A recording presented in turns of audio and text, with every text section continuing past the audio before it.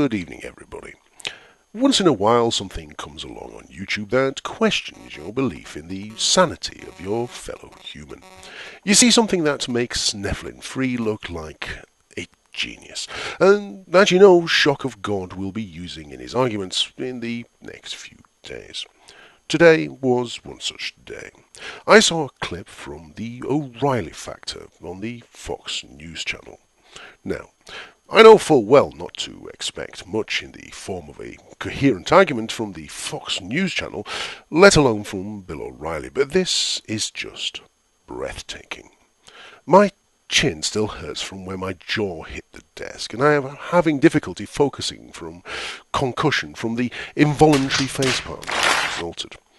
The clip in question involves an interview between Bill O'Reilly and his guest, David Silverman, where he discusses a new billboard campaign which states that you know it's a scam in reference to all religions. Bill says that he is offended at the insinuated idea that he is a gullible idiot for falling for the scam of religion, and that by calling religions a scam, he is inferring that religious people are stupid. And then he says this. You know, I'll tell you why it's not a scam, in my opinion. All right? Tide goes in, tide goes out. Never a miscommunication. You can't explain that. You can explain why the tide goes in. Tide goes in, tide goes out. See, the water, the tide comes in and it goes out, Mr. Silverman. Maybe it always comes in on top of Mount Olympus who's making the tides go in and out. No, but you can't explain a scam that. and a myth are the same. The myth and religion are the same thing. It doesn't matter if I can explain it. It doesn't? That doesn't mean that an invisible magic man in the sky is doing it. And they let this fuckwit on national television.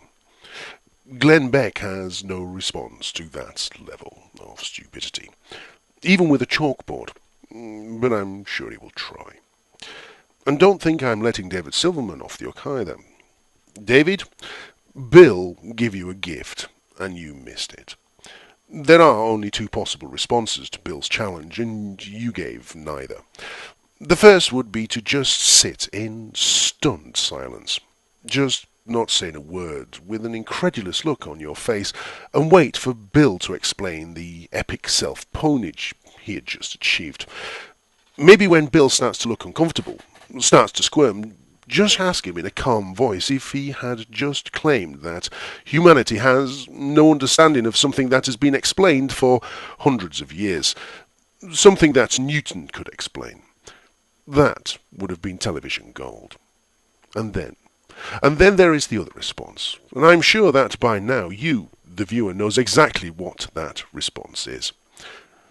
Unfortunately, you, David Silverman, are not equipped to give that response. You just couldn't do it justice. There is a man who can, and that man is not you.